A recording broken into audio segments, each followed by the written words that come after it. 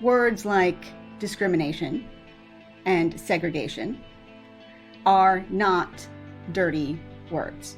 And things that we might call discrimination or segregation are not automatically wrong.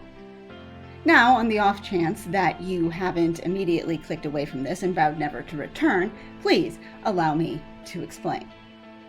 I am very, very glad that my gym practices segregation. I don't mean between blacks and whites. I mean a form of segregation that all of us walk past on a daily basis and that very few of us pay any attention to. My gym has a men's locker room and a women's locker room, and also men's bathrooms and women's bathrooms. And I'm going to tell you that I feel absolutely no shame in admitting that if this were not the situation, I would never change my clothes at the gym. But the examples continue. Once, years ago at the place where I work, I witnessed a coworker throw what can only be described as a temper tantrum and grab her things from her locker and storm out of the store in a rage. And needless to say, she did not appear for her next scheduled shift, right? Automatic termination when you do something like that. Except the store that I work for also employs a large number of people who fall under the label of special needs. And were one of those employees to throw a similar tantrum and storm out in a similar way, well, do you think they would be automatically terminated? And no, they wouldn't. The entire situation would actually be handled much differently in that case. Now, my place of employment would be very annoyed with me for calling these things discrimination. But let's just be real for a second. It is discrimination. Treating or dealing with people differently based on who they are or what condition they are in is discrimination. And it's not just automatically a bad thing because you can apply that word to it. There is a reason that the equal opportunity employer statements do not just read, "We do not discriminate, period, hard stop." No, those statements read, "We do not discriminate on the basis of."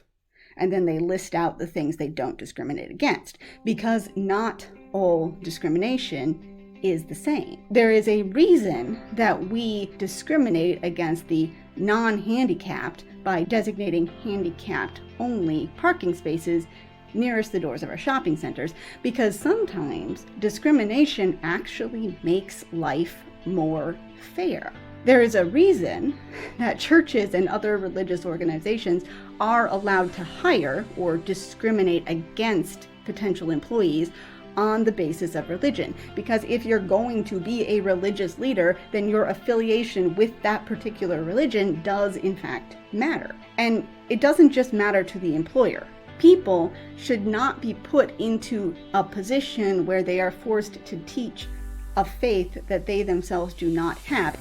Now, to be clear, I am not advocating discrimination and segregation. My goal here is just to get us to think.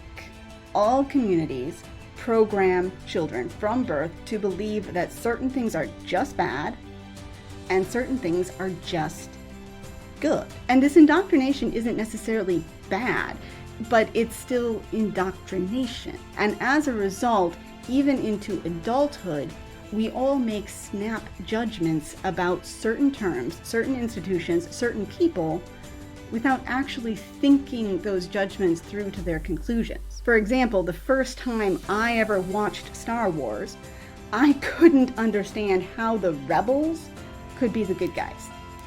Rebellions were bad things. In Sunday school, I was taught that sin was rebellion.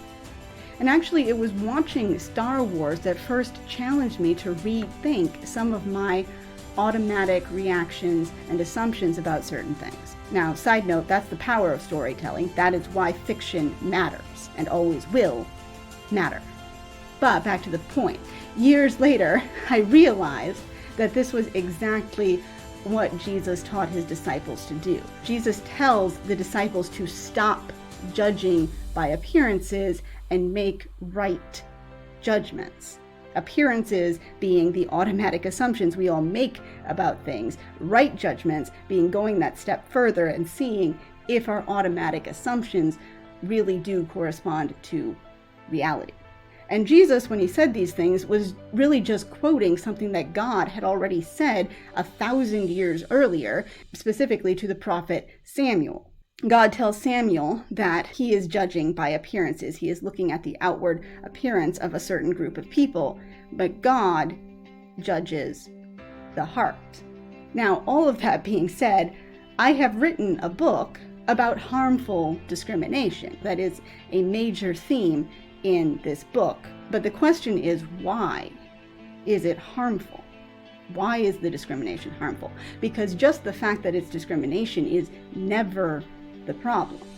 I have also written a book filled with characters who make a lot of knee-jerk assumptions about the way things are. And another major theme in that book is these characters thinking about and re-evaluating the assumptions they have been programmed to make about the way things are. I think that some of the most important questions we can ask ourselves in this day and age is not necessarily what is black and white, right and wrong, but rather why is this thing right and why is this thing wrong? And that is the challenge I would like to issue today. Why are certain things right? Why are certain things wrong? And then, of course, once we've made that decision, what do we do about it?